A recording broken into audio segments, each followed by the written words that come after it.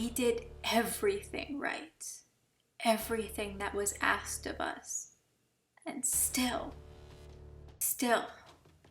it came to this. In the aftermath of your first battle with the Warriors of Darkness during patch 3.4, Soul Surrender, you find yourself staring not at an enemy, but at an altar of sacrifices. Each and every one of your counterparts on the first has chosen to die for the smallest chance that Elidibus can truly save their world, the way he promised. And as Ardbert stares at you stubbornly, holding his glowing crystal aloft, he is heartbroken. It wasn't enough to save their world. Even Urianger's offering of a life for a life, Minfilia's last chance at life, given up for the sake of their world, the patch ends with a terrible sadness. Every single one of the warriors has chosen to return to die in their own world, rather than stay and live here. And it is this memory that you hold to your chest as you are summoned through the ethereal rift to Norvrent. Archifon's death, Zale's death, Ardbert's ghost.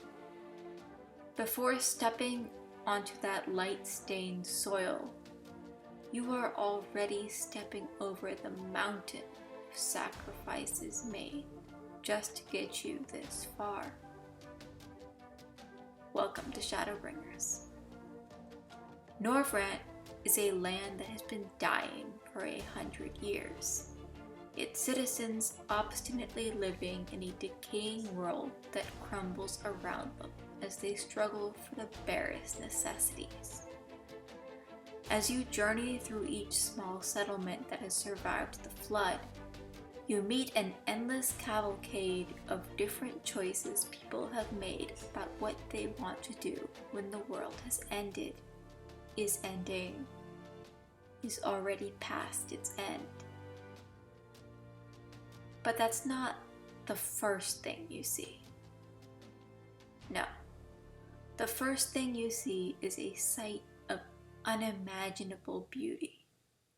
Norvrent is beautiful. Within Lakeland, many of the plants have turned purple in an attempt to adapt to their new light source, and that same bright light that has turned the world into a nightmare now illuminates your new home. The only fixture of familiarity in an unfamiliar world. The Crystal Tower. The Crystarium. I'm getting ahead of myself. The first thing you see is an old man and a chocobo. Maybe you've been playing Final Fantasy since A Realm Reborn came out, and it has, indeed, been 8 years since you've seen this man before. Maybe you don't recognize him at all, the same way he doesn't know you. But I know him well. This is the man, or one of the 3 brothers, as it were, that greets every new warrior of light as they start their journey into Eorzea. If you like keeping track, they also show up at the Waking Sands, one by one seeking their brothers until they all meet up around the end of the Sylph storyline. And, one last time, one of the brothers will show up with his chocobo carriage as you and Alphino stare out with shock and horror at the Silda Aqueduct, where Minfilia will never leave. That's who greets you there. Hey, sinner. Care for a drink? His death sets the tone for all of the expansion. There are no major character deaths in Shadowbringers. Not Stola, not Thancred, not Rin. Even the Crystal Exarch survives, in soul if not in name. But despite that, the undertone of despair, of living in an apocalypse, is maintained. The sense that no matter how strong you are, you won't be able to protect them all. That failure, in some small way, is inevitable. In the duty to protect Lakeland further down the line, the number of living guards starts at 100 out of 100, and no matter what you do, no matter how good you are, it will not stay at 100. It is impossible to save them all in time. But nevertheless, you have to try. While Gunbreaker and Dancer were the two new classes introduced to Shadowbringers, for the sake of bringing back the Knight, there's only one class that was suited to taking center stage: Dark Knight. Starting at level 30, the Dark Knight quests are intensely focused on the Warrior of Light themselves, more than any other job quest in the game. Frey is there because you wanted them to be, and they are your friend, your advisor, and your mentor because that is what you needed. And over again, Frey asks of your character, why? Why do you do so much for people who care so little? In the opening quest, you kill some temple knights to save a woman. That's what every quest is like, from 30 to 45. Go somewhere, kill someone. Go somewhere, kill something, help someone, receive nothing. Frey makes angry jokes about the way that they died, cold on the floor of the tribunal, as they'd been forced to leave their weapons behind before entering. Or maybe they're instead referring to what happened to you in the Sultanate.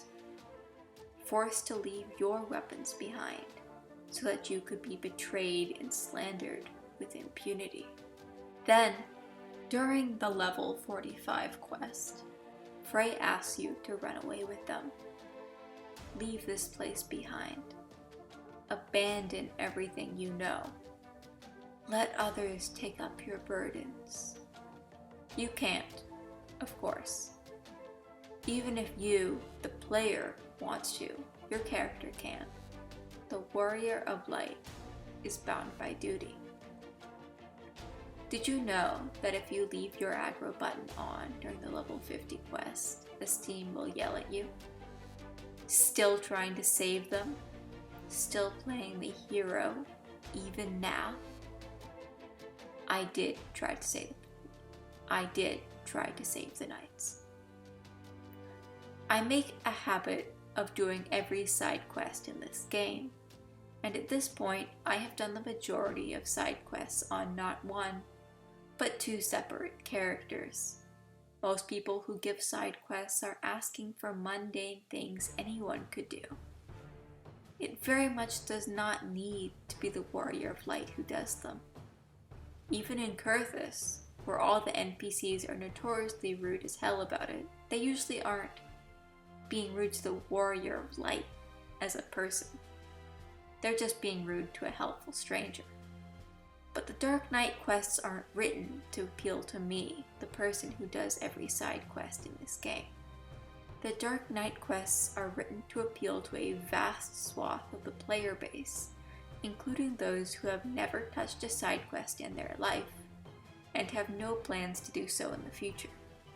Thus, the duty that Frey begs you to abandon is not your kindness to strangers, but the weight of heroism itself. The weight of being a scion, of being a weapon against the primals, of being a beacon of hope, and having the person your character is being lost against the myth of their deeds. That is the answer Dark Knight 50, our answer, ends on. Even though Frey declared them ungrateful people only using you, the Knights of Whitebrim support you to the point of covering up any of their own dead you might have killed in your rage. Even though you triumphed over your dark self, agreed that the chains of duty were important, were worth doing. Frey's offer remains. But let loose your grasp, and I will be there to take the reins. In Dark Night 60, another part of your soul splinters into a young child, desperate to raise the dead. The child uses the model made for young Archibald and has Azael's hair.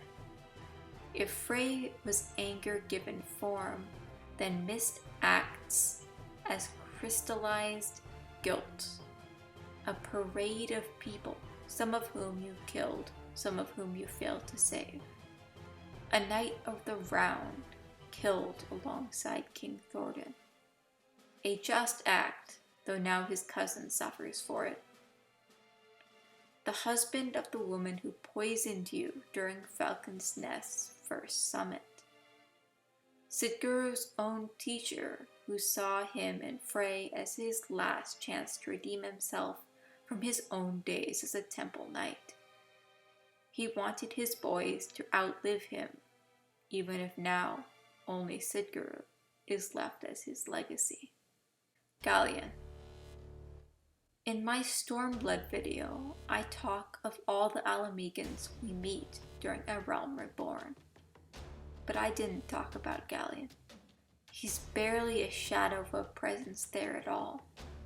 An unnamed dying man, present only for long enough for us to rescue him from a couple of goblins. Mefred thanks us for saving him, happy that now that you have returned with the medicine, he will be alright. But now, Dalian is dying, and we have yet more ghosts to get through, do we not? Hodar, he's MSQ as well. The Griffin's double. But Mist can bring him back. Just for a little while. We escort Hodar step by painful step through the fringes. All he wants to do, all this corpse was summoned to do, was to pray for the dead in the shrine set up in Ralger's reach. He fails. In the last quest before Shadowbringers, Mist summons up legions of the dead to face you, old faces and new alike. Sir Zephyrin, back from the Aether. Ardbert, the fallen warrior. More and more of them, and you strike them down, all the same. Why does Mist do this? Why do they keep bringing back simulacrums of the dead? Frey puts it like this. Mist believes the only way we can atone for our sins is to undo them. Do not seek forgiveness, warrior of light. It weighs as it should. And with that, we cut to the very heart of Shadowbringers. I thought about talking about this in order, but to begin, we first must see the end. So, let's talk about Emmett Selk. Why does he do, well, anything? Emmett Selk's plan is as follows. He, Lahabrea, and Elidibus, and their other Ascian soul-fragmented recruits, are to enact the rejoining, wherein all the fragmented soul shards will once again be reunited into one. Then he will sacrifice all of the people on that newly rejoined source to Zodiark, so that Zodiark can use that power to bring back all of the people of Amarok that died, allowing the future to perfectly replicate the past. That this desire is both futile and impossible is something he is, on some level, likely well aware of. But even if he should ever contemplate other options, there is one thing that will always stop him.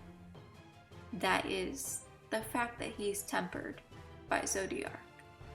Is there a possible plan out there in the universe where he could attempt to bring the people he knew back without first sacrificing every soul on the star? If there is, it's not a plan he's capable of thinking of, let alone executing. The civilization of Amarok was doomed as soon as Zodiac was born, their despair pushing them irrevocably past the point of recovery. Even more than that, the plan that the Asians have conceived of is, itself, destroying Amarot's legacy. When asked why there are no remains of Amarot on the source the way there are on the first, Y'shtola answers like so. The buildings are extremely long-lasting, but not indestructible. The 7 calamities that have swept through Eorzea over the past 3,000 years have destroyed all traces of them. In the Kitana Ravel, Emmett speaks of the paintings of Zodiac and Hydaelyn and says, "But no one remembers this anymore."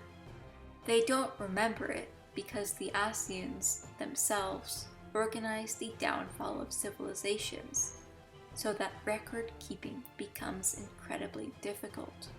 They actively erode their own existence. And why?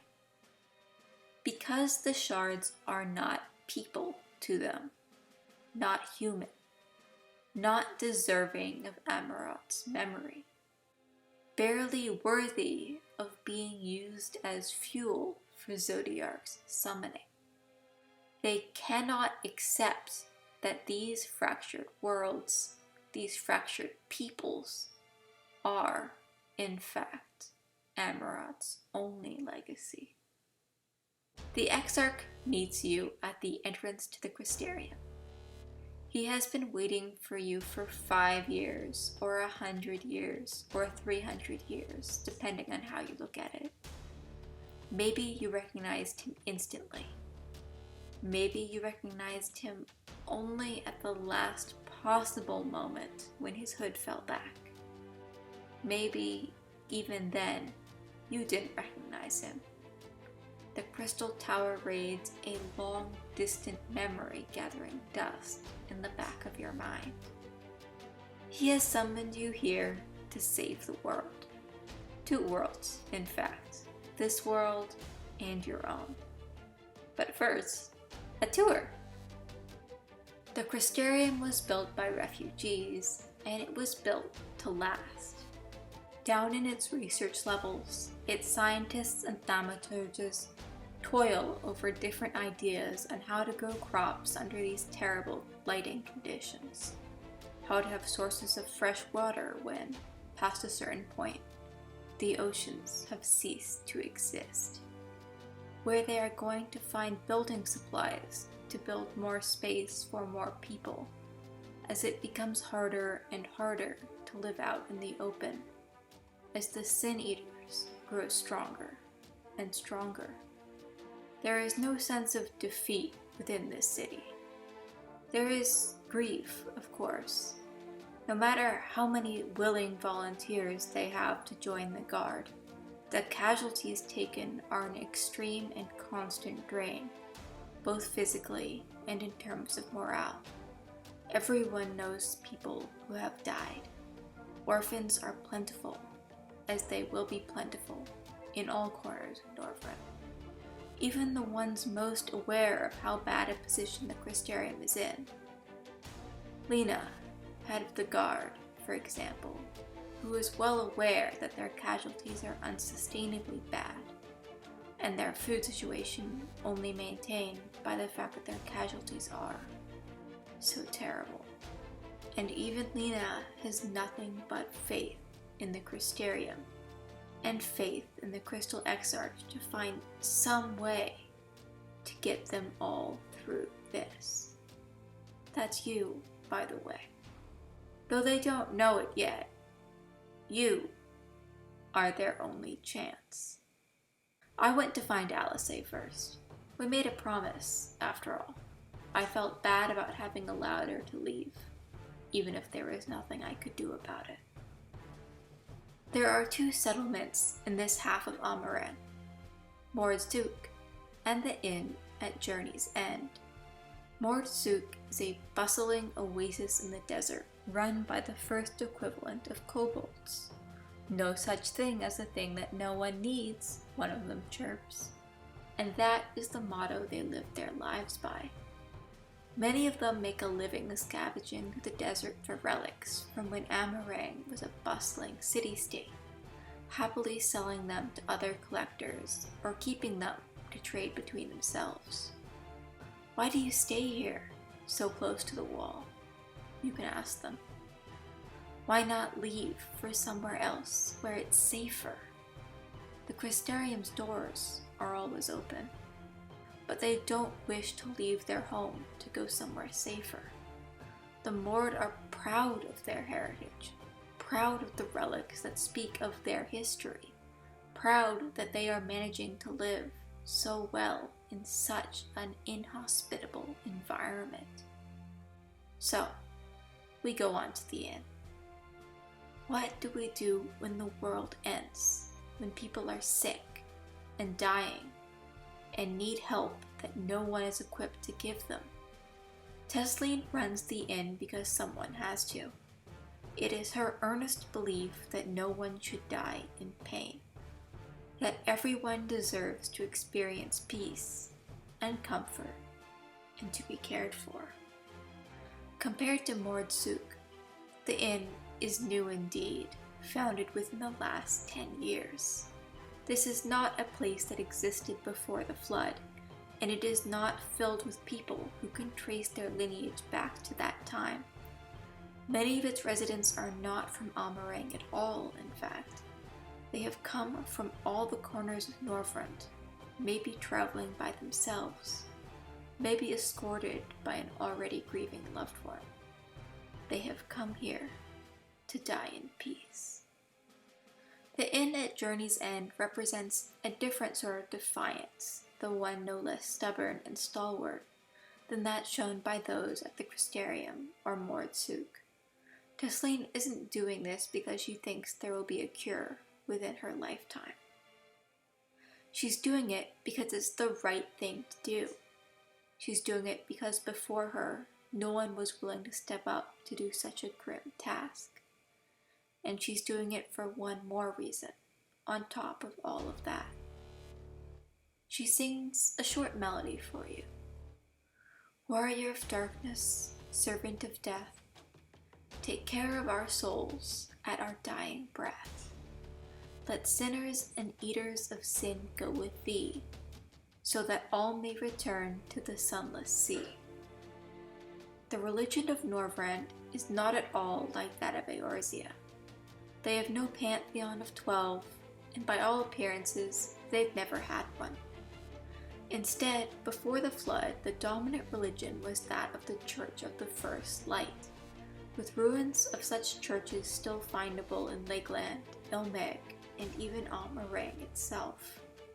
The doctrine of light worship was the heart of pre-flood culture.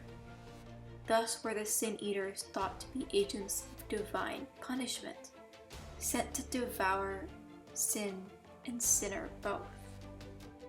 100 years later, religion in Norvrent is almost completely decentralized. There are no active churches, and the only priests still fervent in their practice can be found within Roktika, where the Knights Blessed and the Children of the Everlasting Dark both practice their rites alongside the V, who worship gods long forgotten by the rest of the world. But the religion, that doctrine of light, is not gone. Hello, sinner, the NPCs will greet you. They will thank the sacred dark and curse the light. May you ever find shade, they will say as a goodbye, where an Eorzean would say, may you walk in the light of the crystal. Sin well, the guards will tell you cheerily. Sinless bastard, Granson curses at the one that killed his wife. Within all of Norvrent, only the people of Yulmore, dare call themselves free of sin. But we're not there yet. There is one more part of the mythos, the religion, that still courses through Norvrent, the warrior of darkness. Within the source, the warrior of light, too, has a mythic quality to them, but there is a limit, mostly due to you being so visibly out and about. The warrior of light, defender of Eorzea, savior of Ishgard, liberator of Alamigo, is, in fact, just a person. On the first, the warrior of light is the avatar of divine punishment, the betrayer, the one who initiated the calamity. People don't remember them as human, or ever having been human at all. Likewise, the warrior of darkness is not expected to be human. They are, in fact, revered as a psychopomp, a conductor of souls to the afterlife, a messenger of death, come to escort the dying to the sunless sea, a place where the light cannot reach, an angel, a reaper. That is what the warrior of darkness means to the citizens of Norvrent. They don't expect you to bring back the night, or to save them from death at the hands of sin-eaters, or the slow corruption of light. No, they expect you to safeguard their souls. That, and nothing else. That doesn't stop them from connecting the dots when the night does come back, of course. Their religion has no other major characters beyond the light, the warriors of light, and the warriors of darkness. So, if the warrior of darkness wasn't the one to do it, then who else could it be?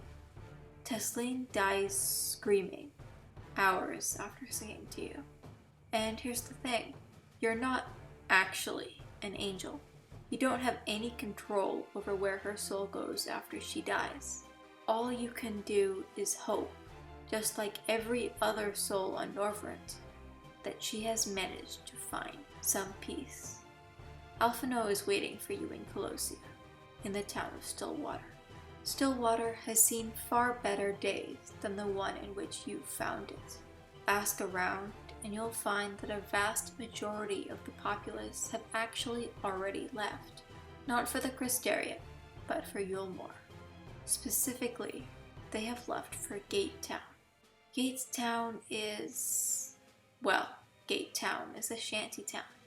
If people go to the Crystarium because they want a better life, or stay in their home because they want to keep their old life, they go to Gate Town because they want an easy life. Here's the thing. People do, in fact, deserve to have food available to them at no cost. People shouldn't have to pay to live. They shouldn't even have to work to live.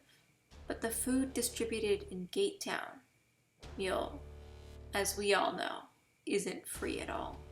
Why do people travel to Gate Town?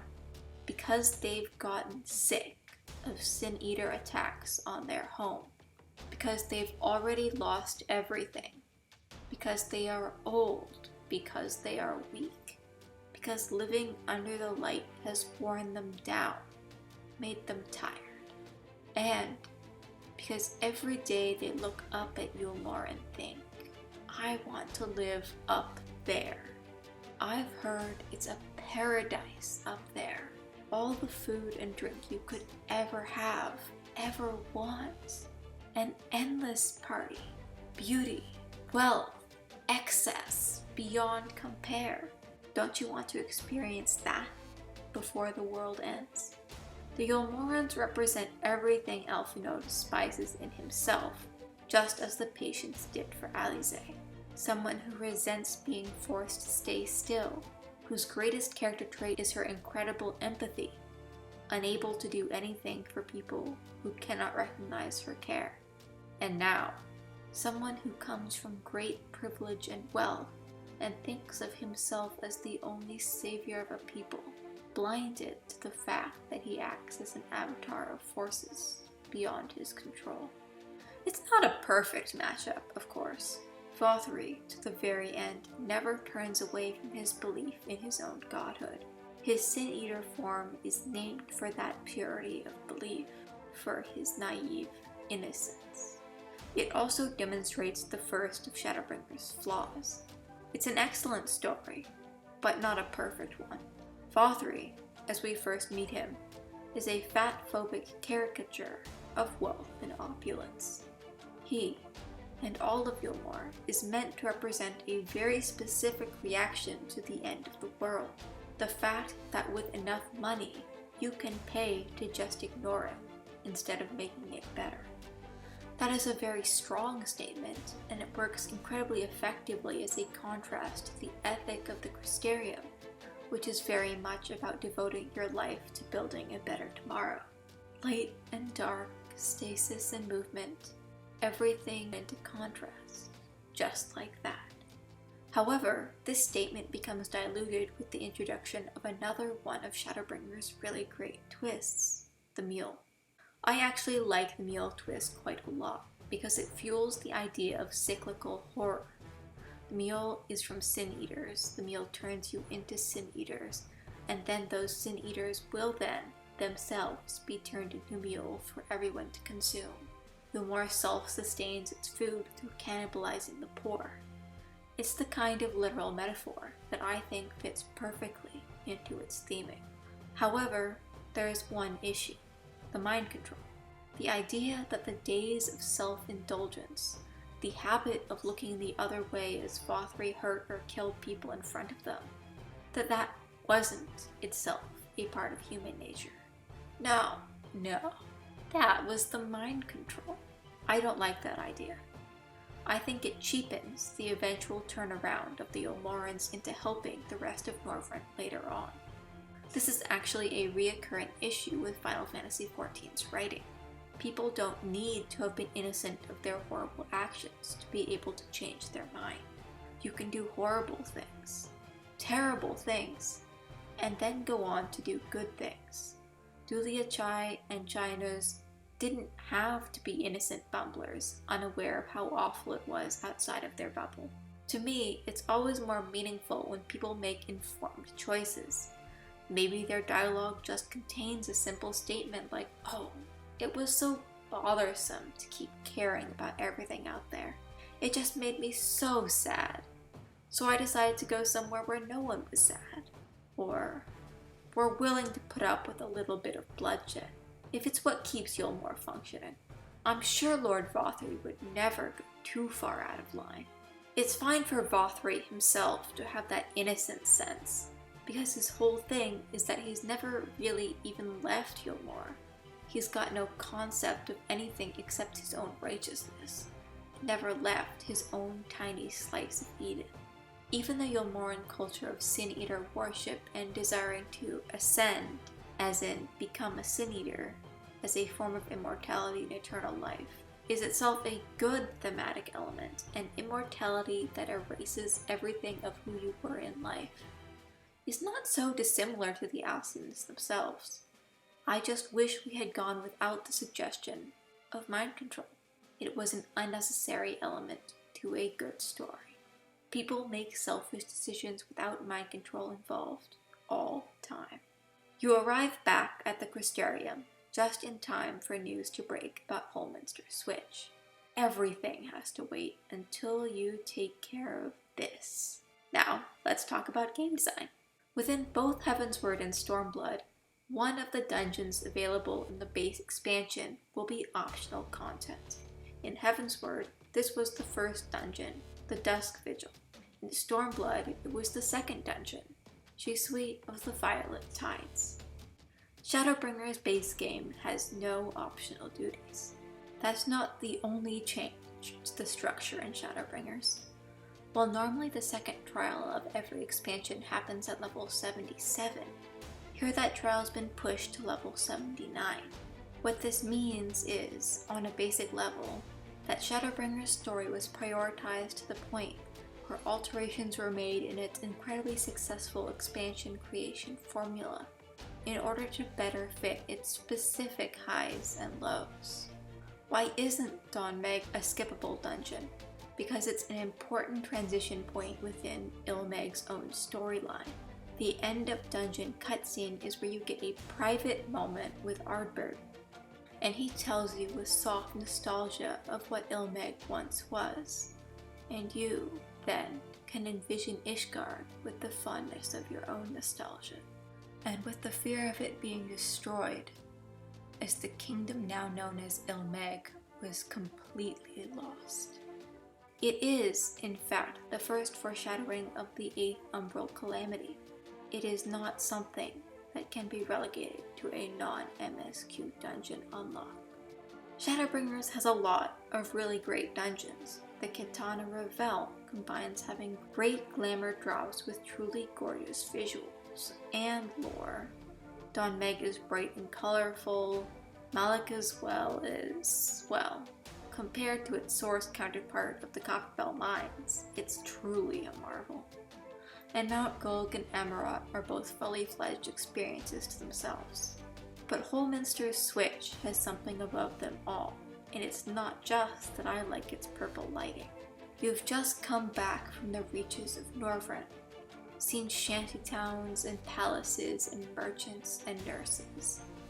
And as you've done this, unconsciously, you've grown used to the light. It's everywhere. It's normal. This is, after all, just what Norvrent looks like. And then, suddenly, it doesn't. No, not suddenly. Not suddenly at all, because it was you who did it.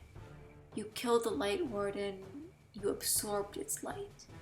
You reached up your hand into the air, and when you pulled it down, the night came with you. Ardbert is there, watching you, hope and disbelief in his eyes. The night will never look so beautiful as it does right now. Just 4 more to go. At least, that's what you think. That Light Warden's name was Philia, brotherly love. Formerly an elf imprisoned in certain durance. It's suspected that it came to Holminster Switch because in life, that was its home. You can do side quests and fort job after this. They all recognize you, by the way. You're the one who helped out Holminster. You saved so many lives. You've done so much good. Nptc Dialogue changes quite a lot in Shadowbringers. Once you complete the level 75 duty against the Sin Eaters, the one that runs from Bratiska's Round all the way to the Austral Imperative, they'll recognize you for that as well. There's one last thing you need to do before you can really throw yourself into the business of fighting Light Wardens. That is, the matter of Minfilia, or let's just call her Reen.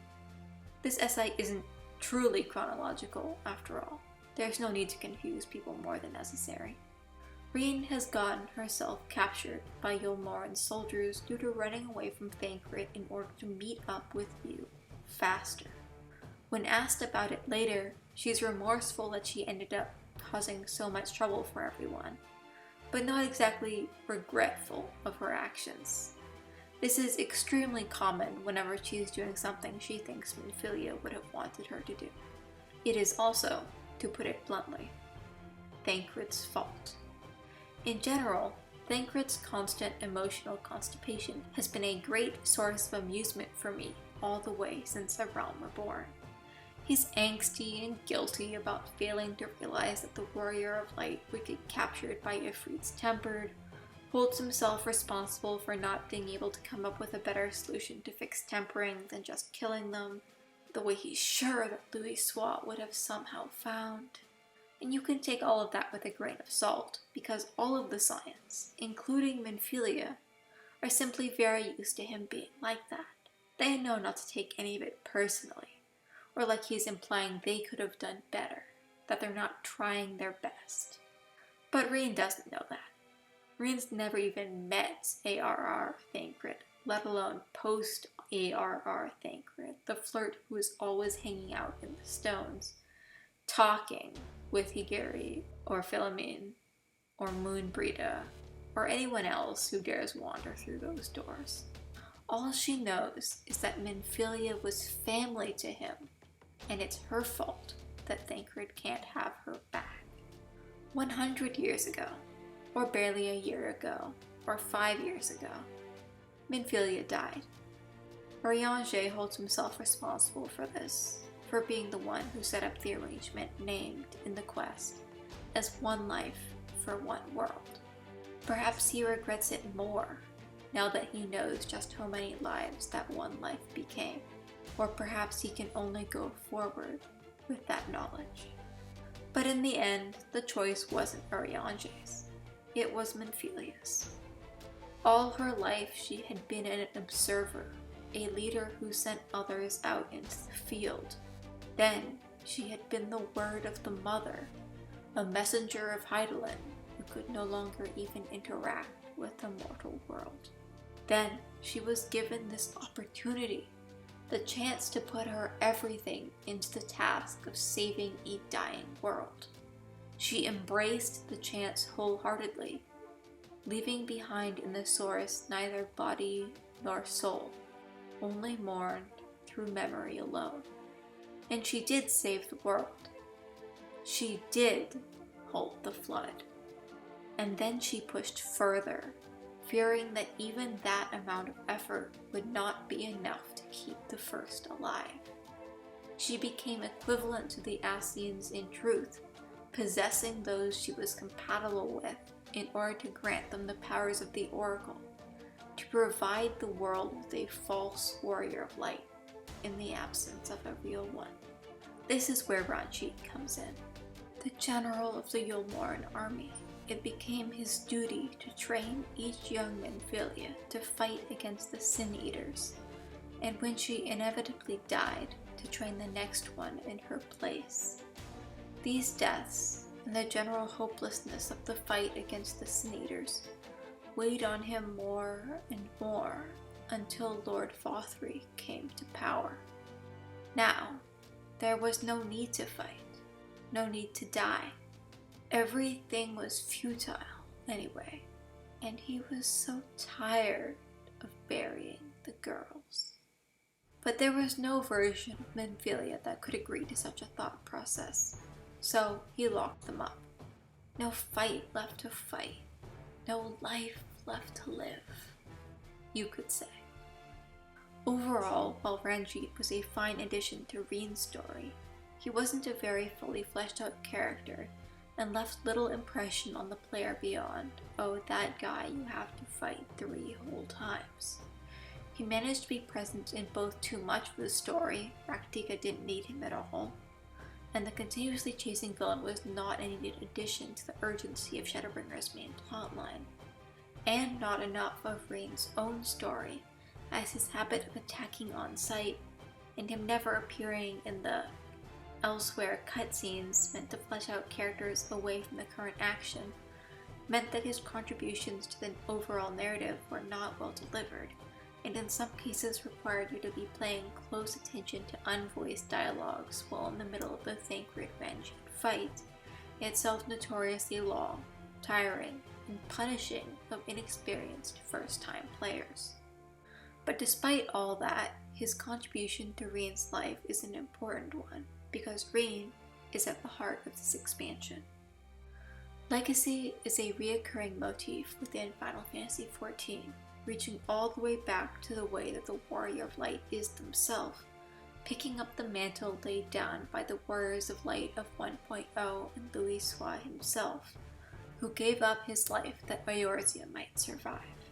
As per the chilling words of Answers, 1.0 and A Realm Reborn's theme song, the soul yearns for honor, and the flesh the hereafter. Look to those who walk before, to lead those who walk after. Or, as Minfilia put it, for those we have lost, for those we can yet save.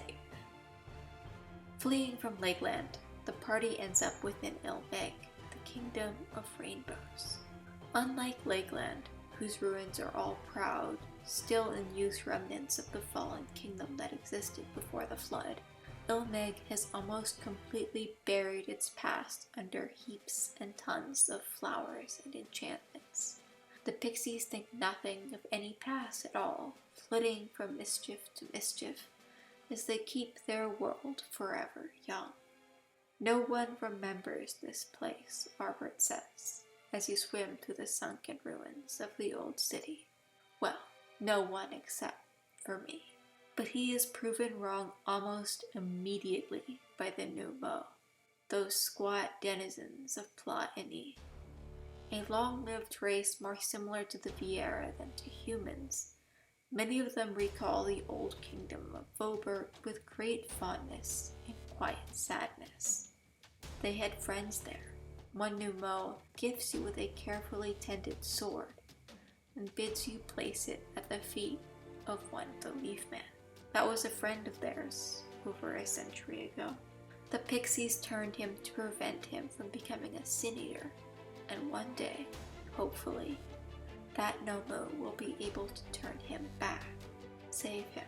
The Amaro, too, are older than the Flood, though many not by much, with the oldest of them all being Zeta, Ardbert Zeta.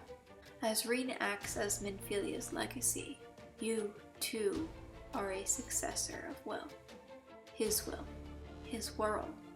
You're even using his name, letting the title of Warrior of Darkness supersede your own.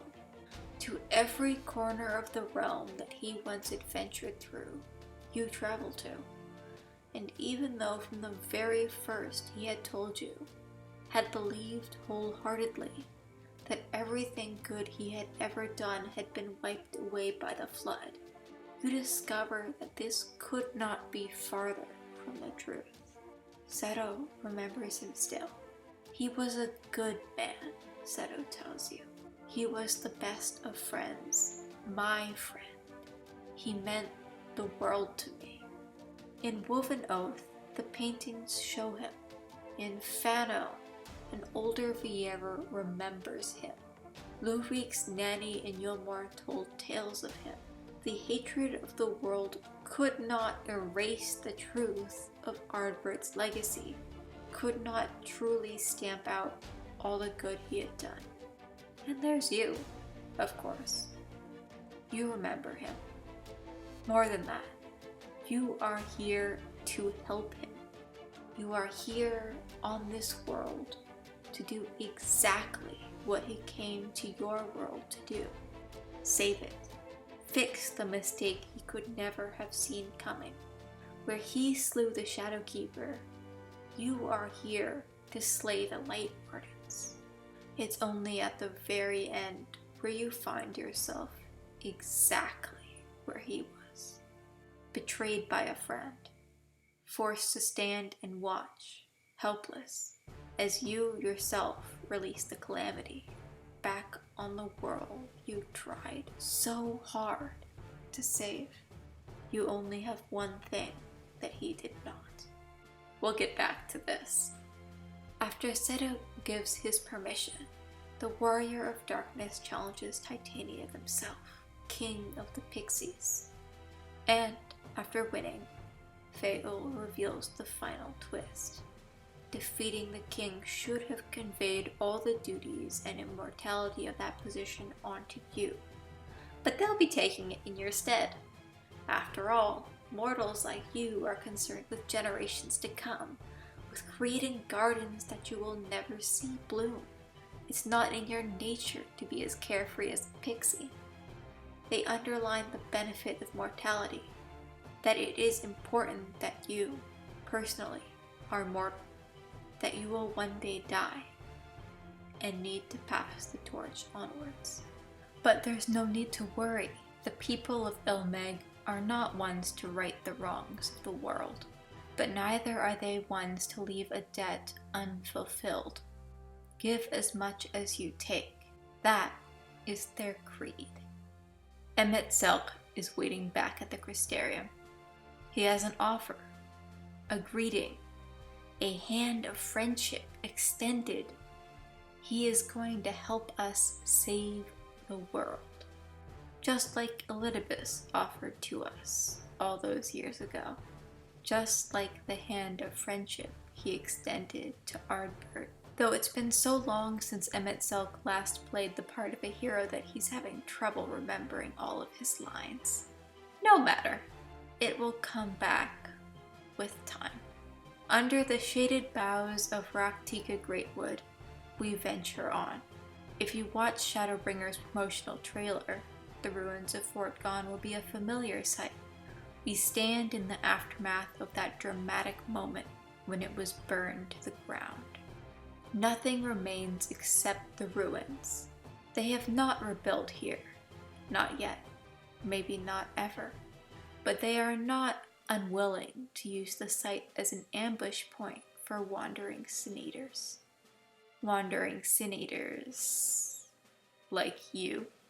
Y'shtola has failed to recognize you. A short point of contention. I don't believe that the way that Final Fantasy XIV handles Y'shtola's blindness works very well at all. She can see everything just fine, including having the ability to read books, unless we want to be dramatic and then she can't, is not a great way of handling your blind characters. However, for this moment, it works perfectly. Up until now, you have received no narrative clues that absorbing light might be a bad thing. After all, it is the single best thing you are doing for Norvrent. By absorbing the light, you are bringing back the darkness. Every time you do it, you are shown the denizens of that land reacting with joy and relief, overcome with happiness that their world is being drawn back from the brink of destruction, that they are able to witness something lost in the time of their grandparents, their great-grandparents, a paradise relegated to myth. Here is your first warning. It is good for Norvrent. That part will never change. But it is not good for you. In the end, it might be your turn to step up onto the altar. I spoke before of the religion of the first, that they used to worship the Church of the First Life, and then turn to a general worship of night, blessing the dark and cursing the light. It is not like that in Raktika. The Knights Blessed are devoted to the specificity of their worship. They use names to be used within the light, and true names hidden from that light to keep them safe.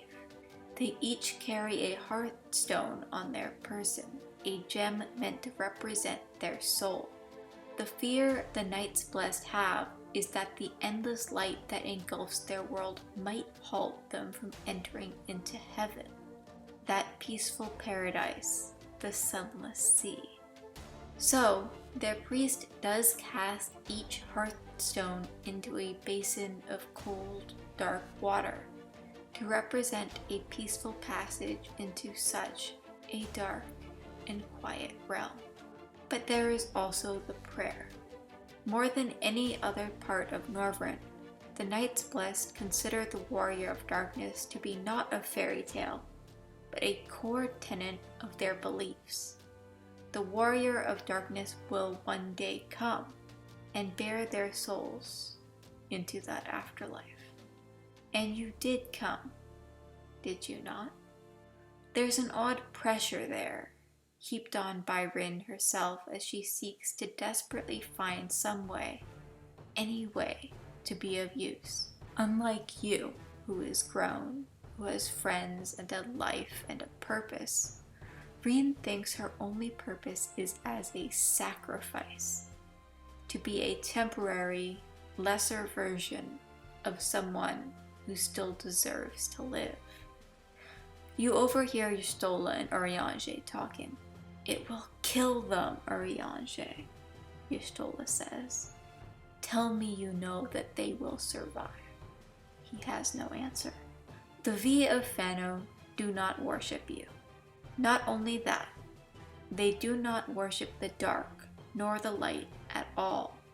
They are an old people, and their gods are old gods, worshipped since the days of Ronka, 3,000 years ago. and possibly older than that. 3,000 years ago on the Source, the Sanctum of the Twelve was built. Mach and Ampedor and Nim were founded. It's even when Ivolus was founded. Is 3,000 years so unbearably ancient?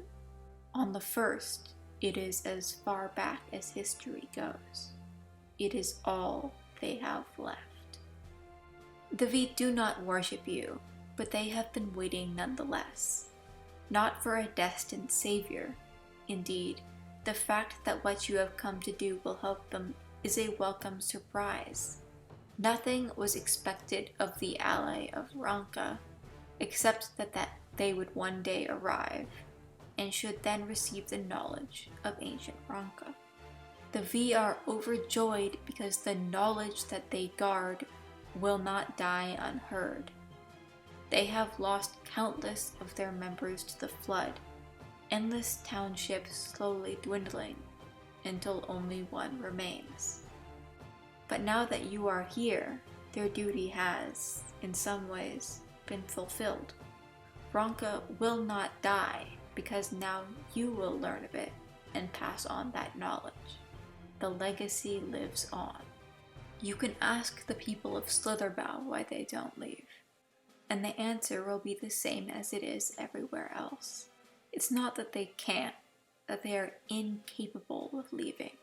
They just don't want to. The V would rather die out than leave the forest, and with a choice made by the knights blessed when they are poisoned, they make the exact same choice. It would be preferable to die than to give up their legacy, their history, or rather it would be the same as dying. This is their home. This is what they want to give to their children. I do have issues with Raktika's overall storyline. Specifically, I think Y'shtola herself doesn't receive enough of a character arc. While Urianger struggles with his own guilt over his secrecy, Y'shtola's policy is clear-cut. While Thancred broods over Menphilia, Y'shtola herself knows what is right. While Rien contemplates what it means to be a sacrifice, Y'shtola dives headfirst into her own sacrifice, and simply shakes it off later, as if it were nothing. An issue with Y'shtola becoming the face of marketing means that it is, in some ways, natural that her character falls into a kind of stasis, and she doesn't need to go through the drastic changes that Thancred does. But the narrative could have done much more to emphasize where she fits into the expansion's core theme of legacy. Specifically, she does have a strong legacy connection to Master Matoya, her belligerent mentor. So, a clearer connection should have been made between the inheriting of that name and the choices that she is making. If she is so willing to die to save the people of Slitherbough, then her clear stance on sacrifice is that it's fine if it's voluntary, and her only issue with Urianger should be that he hasn't informed you of the risk inherent to killing Light Wardens. What would Master Matoya think of Y'shtola's choices here? Are those the values that Y'shtola has inherited alongside the name? But that is just the beginning. Y'shtola is sharing her screen time with another major character, Emmett Selk. So, to make that screen time really shine, it would have been nice to throw in some compare and contrast. Where Emmett has created Amarot out of its own ruins, Y'shtola has chosen to move away from Fort Gone and rebuild someplace different. Where Emmett Selk loves to make himself ruler and then walk away the moment he's needed most, Y'shtola has made sure that her absence will not harm the blessed. Or perhaps a simple change, that Y'shtola, being blind, is unable to see the paintings of Hydaelyn and Zodiark. To have her, listening to Emmett Selk, marvel at what the old world might have looked like, and to have that simple wonder silence him completely. You could never understand, he could say, and Y'shtola would only say, because you will not tell me. A small moment, but it would have been nice. While sleeping back in your bed within the Crystarium, the Warrior of Darkness is awoken by a sudden noise. The Crystarium has come under attack by a massive wave of Sin Eaters, and you rush about attempting to save as many people as possible.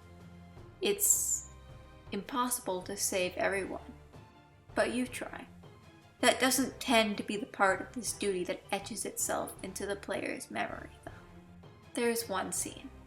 The duty has ended. You've won as much as you could possibly manage. And the view shifts to Ardbert. He's standing there, gripping his axe.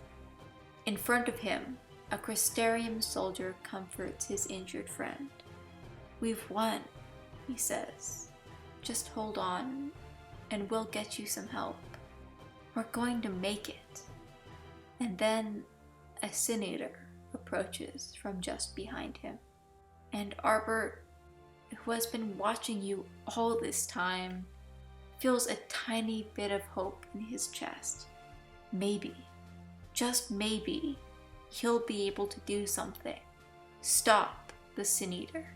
He has to try, right? His hope was in vain. Over in the Ostal Imperative, Lena is injured. More than that, she is surrounded by her dead subordinates. But she's putting on a brave face until she can bear it no longer. "We came so far," she says, her voice breaking. "We were so close."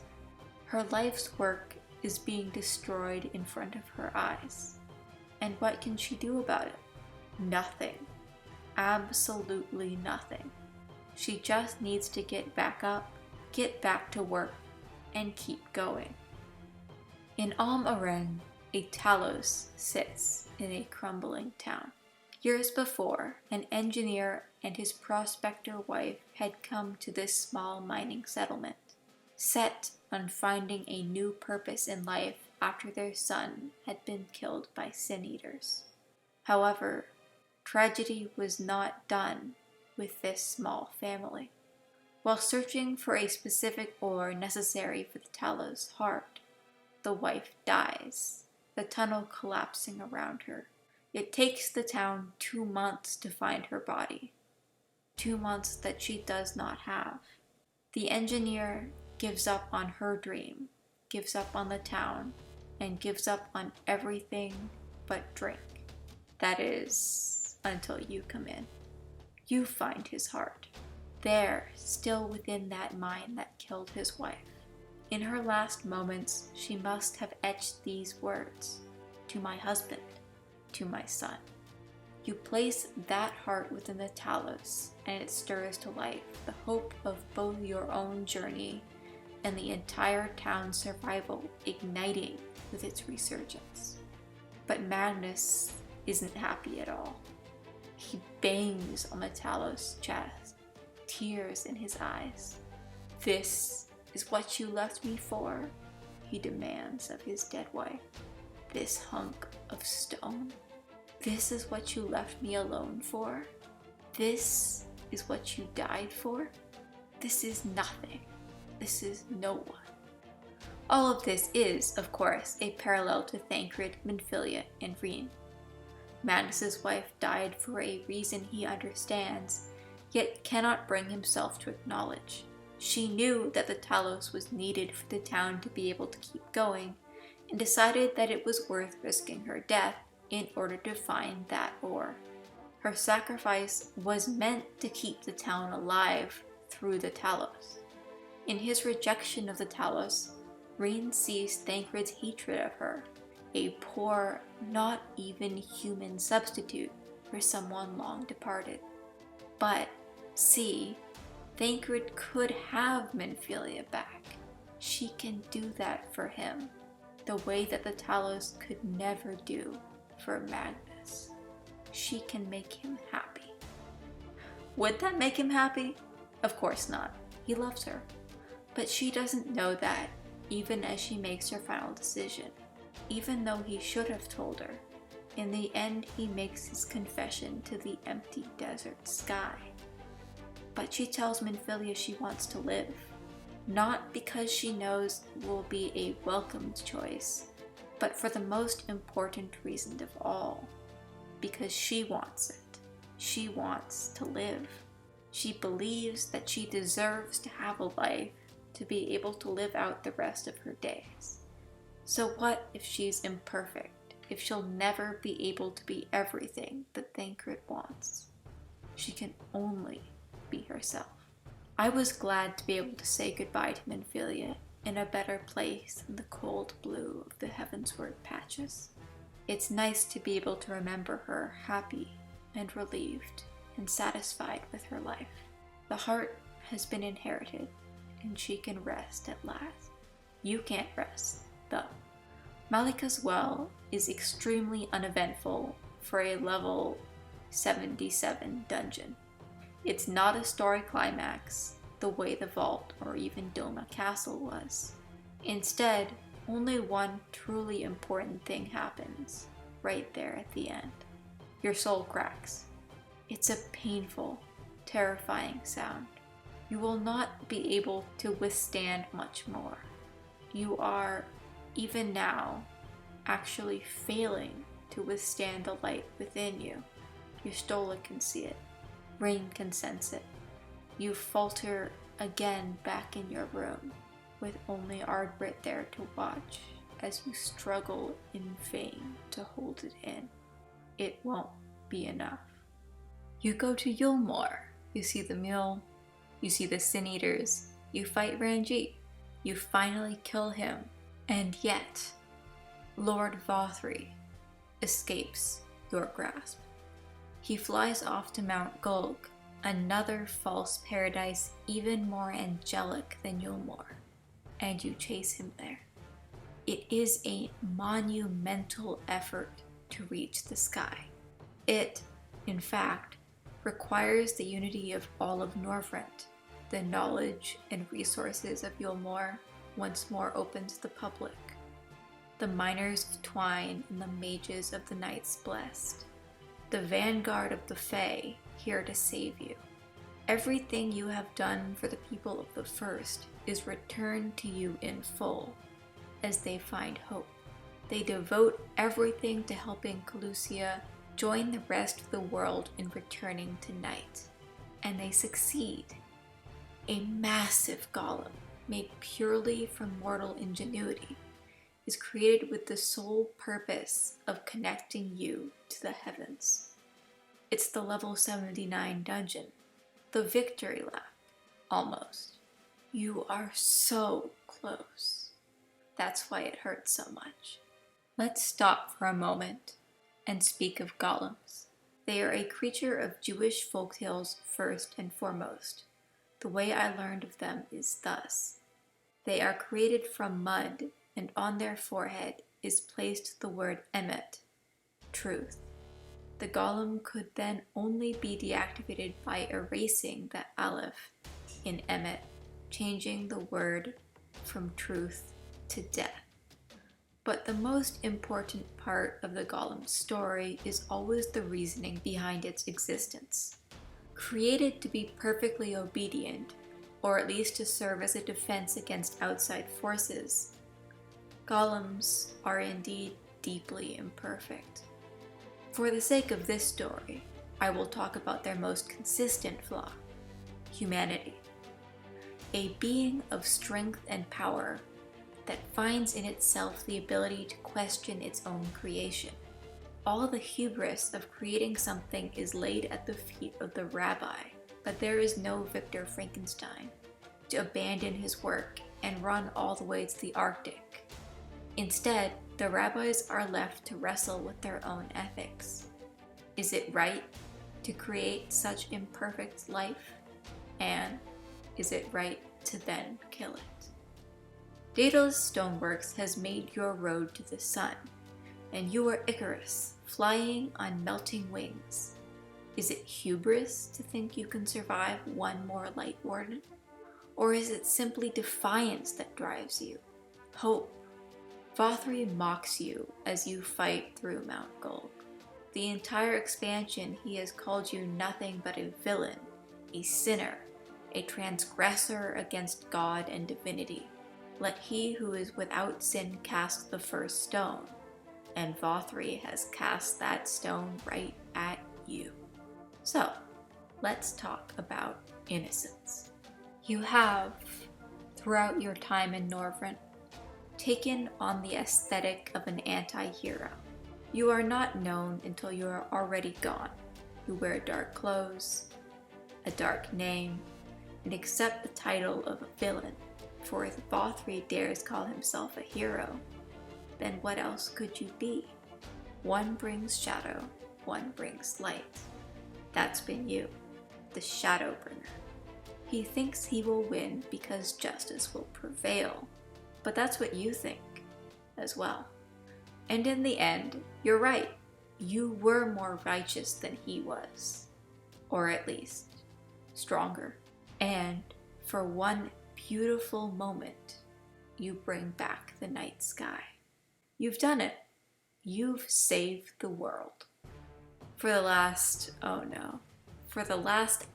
or so, I have excluded the Exarch from my narration, left him out of the story, cut him from the pages of the history he helped write, confined him to the role of observer. This is his moment, though. So let's talk about Noah. A long, long time ago, last year, or 8 years ago, or 300 years ago, there was a young Makote named Grahatia. Oops, wrong story. His time has not yet come. Within the book of Breshit, also called Genesis, a young man is working on a boat. He has been told that soon there will be a flood, a calamity that will sweep across the entire world and kill all of those judged to be sinners unworthy of life. It would be made to contain Noah and his family and all of the animals of the world who were innocent of man's crimes. Even the instructions for the ark remain as written, and that ark shall be illuminated by its Sohar, something that glows, that shines like a precious gem. The ark took Noah over a century to build. Shadowbringers is filled to the brim with biblical allegories and allusions, using them as a gorgeous backdrop to its tale of human defiance in the face of unimaginable tragedy. The Sin Eaters themselves look and are treated as angels, but they are, despite all of this, a mockery or a vestige of the divine, a creature that has been stripped of everything in life except for bottomless hunger. So, there are 3 places within the first that have been claimed to be utopic paradises. Yulmore, city of endless pleasure. Mount Golg, the sanctum of purity and justice. And Amarot, lovely Amarot, bastion of all morality and reason. According to Emet-Selch, of course. But we have older stories still to speak of. Once, long ago, there were 2 city-states, known as Sodom and Gomorrah, spoken of for their people's excesses and debauchery. God planned on destroying them in totality. But before that, 2 angels were sent to Sodom. Surely there was righteousness here, somewhere. All they had to do was find it, and they did. Lot was righteous, and so was his family. Even his wife was deemed righteous, though for turning back at the last moment, she was turned into a pillar of salt. Within the Shadowbringers storyline, whose turn it is to play the role of angel is something that is constantly changing. This is only natural, because within the world of Final Fantasy XIV, there is no differentiation between heaven and the Garden of Eden. All humans were once angels, and all the angels have fallen. So, if heaven no longer exists in this world, then the only way Emet-Selch is ever going to reach his home again is to destroy the world and remake it in his own remembered image. The sin that he cannot stand, that drove him to cause the flood of light, is mortality itself, humanity. So, within the first, to sin is to embrace humanity and to seek purification, reject it. That is what innocence means to the people of the first. It means someone who, from the very moment he was born, had already lost his humanity. How cruel. Now, where were we? That's right. You are dying. The Exarch has tried to save you from this torment, has tried to sacrifice his life for yours, and he has failed. Of course he failed. Within this story, a character's sacrifice is usually meant to showcase the passing on of a legacy. They die so that people can inherit their tasks, continue in their footsteps. Is that what is happening here? Will you pick up his legacy, continue his work? No. It is not you continuing his legacy. It was always him continuing yours. In the 8th Umbral Era, you are long dead. It has been 200 years since you fell to the Black Rose's poisonous embrace. And yet, you are not forgotten. The Warrior of Light has attained a mythology to them equal and opposite to Ardbirt's own reputation on the first, a beacon of hope in the darkness. In your memory, the peoples of the world unite even while the world struggles and flounders. People with nothing to spare find something to spare for the ironworks, who devote themselves to a task considered an impossible miracle, even by the Asians themselves. An idea never conceived of, even in ancient Amarot. They are going to send someone backwards in both time and space. They use the crystal tower the Warrior of Light helped secure as the power source. They turn to your records of Alexander and seek to create their own version of a time travel engine. They turn to Alpha and Omega for the technology necessary to traverse the rift. It is a work of lifetimes, generations. The labor that Sid and Nero began. They build the ark that will safeguard a humanity that they themselves will never see. That is what Graha is meant to represent here. The future of humanity that Emet-Selch so disparages. An immortality made up of unbroken thread. That's not why Emet-Selch shot him, though. The entire time you've been killing Light Wardens, Emet-Selch has been cheering you on. More specifically, he was asking you to prove him right. To prove to him that you are closer in nature to an Asian than a mortal. To have a soul strong enough to bear the light. 7/14 of a hero. Why? That's almost a person. He could almost feel bad about killing you, unlike the millions he's condemned to death before this. Savages, he's called them. All of those unworthy of his grace. What he fails to grasp is that 1/14 of a hero is a person. Ardbert is a person. Reem is a person. This is still not why Graha got shot. Envy, jealousy, despair.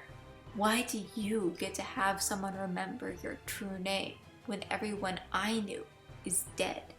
Why is your friend back when in the same moment they recognized your face, they had already proved they were not the one I once knew?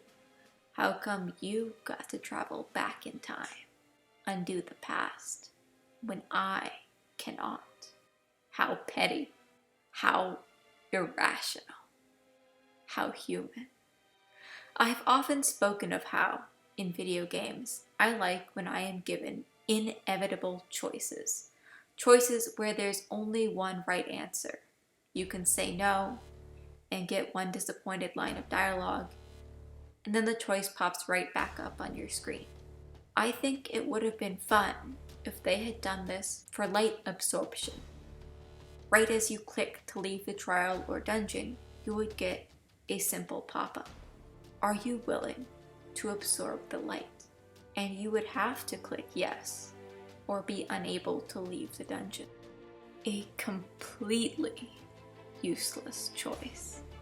Then, once you wake back up in your inn room, after the Crown of the Immaculate, you would turn, stare out at that window where the endless light has returned, where it is now streaming into your room, and you would get that pop-up again. Are you willing to absorb the light? And still, no matter what you clicked, nothing would happen. The light is painful. Not physically. You have no status debuff, no ailment. But doing quests beneath its glare feels awful. It's you who has let them down, the people who saw you as their only hope. The fact that they don't know it's you who has let them down just makes it worse. A shame that you cannot escape. Ardbert understands.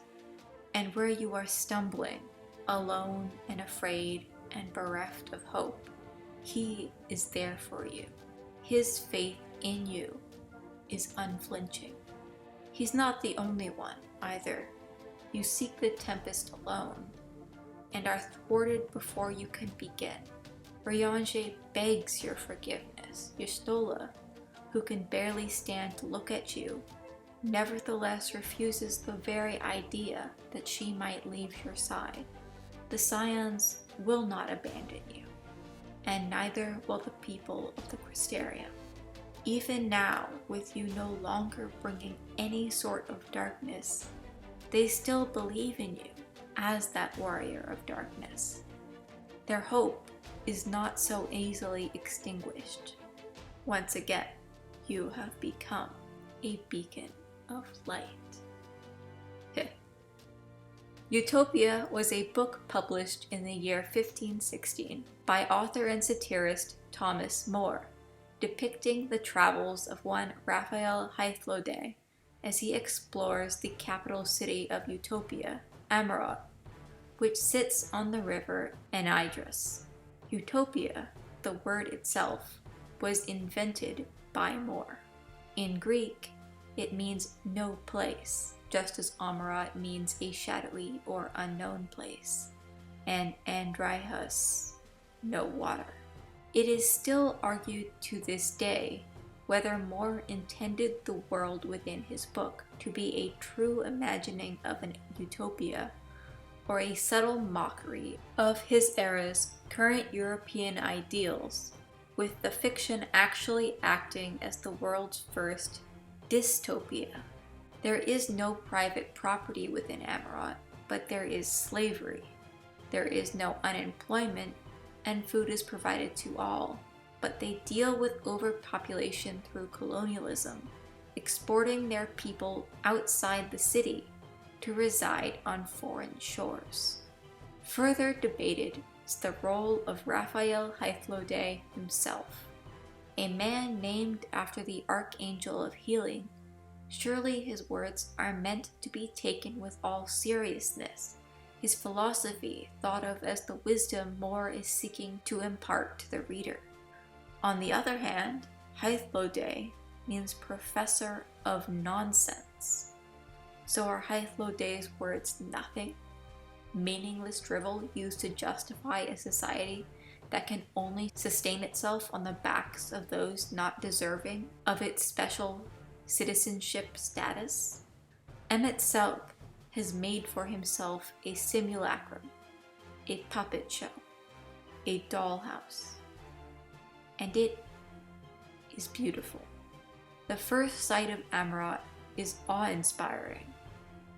A futuristic metropolis, an Atlantis, hidden beneath the sea.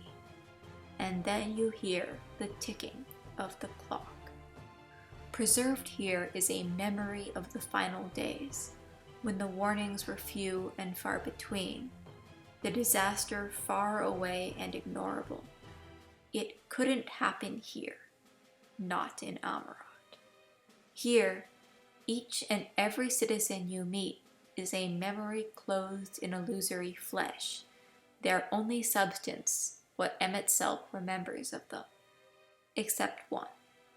You're a citizen of Amarot, after all. Your name's on the papers. Your ether is keyed to the city. You could get your Amarontine password if you wanted. You could check out a book from the library. You could get a tour of their science exhibits, their zoos. And he did this for you. For what? Why? The test he set for you, you failed. The warrior of darkness is about to become a light warden in truth. Everything about them will be destroyed in favor of a static, endless hunger. Soon, you'll turn on your friends, rip and bite at their souls. Turn them into nothing but your own white menagerie. It is because he wants you to understand what you have lost. How can you miss a Garden of Eden that you've never seen? But here it is, that paradise. The thing is, Emmett Selk's Amarot is no more a perfect utopia than Thomas More's was. It is only in his memory that it attains this cold perfection. Within Final Fantasy XIV, Amarot's name as a shadowy, unknown city gains its own meaning as a place that doesn't exist and a place that never truly existed. Emmett Selk freely admits to basing the empires he builds on Amarot itself, and when he admits it, one must follow that to its logical conclusion, that Amarot itself had no moral issue with the creation of empire, that when he created Alleg and Garlemald as lesser copies of his ideal world, that his ideal world was one where the dominance of the strong over the weak was fine, as long as it was merit-based. And was Amarot the only civilization on the star? By its own account, it was not. So, is Emmett Selk then going to recreate the rest of the world that was when he brings the citizens of Amarot back? Or are they, too, unworthy? And so, having seen paradise, Emmett Selk again seeks your acceptance that he was right all along. Surely, now, you can see that what he wants is just. Look at everything he has lost.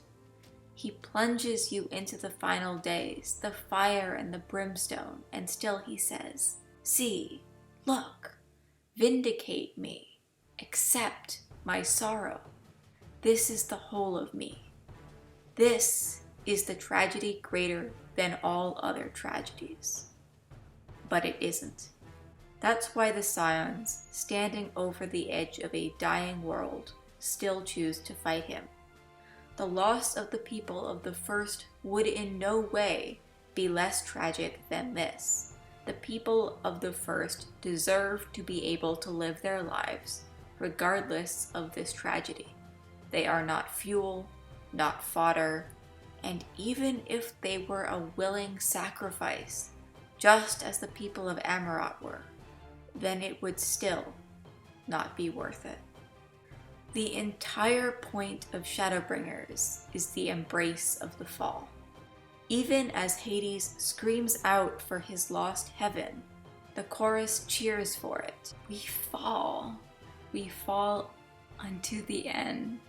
One world's end, our world's end, our end. But we won't end. Hades is not done, though. He has one last agony to bear. I carry their souls with me. And he does. You can see them, though they may also simply be his imagination.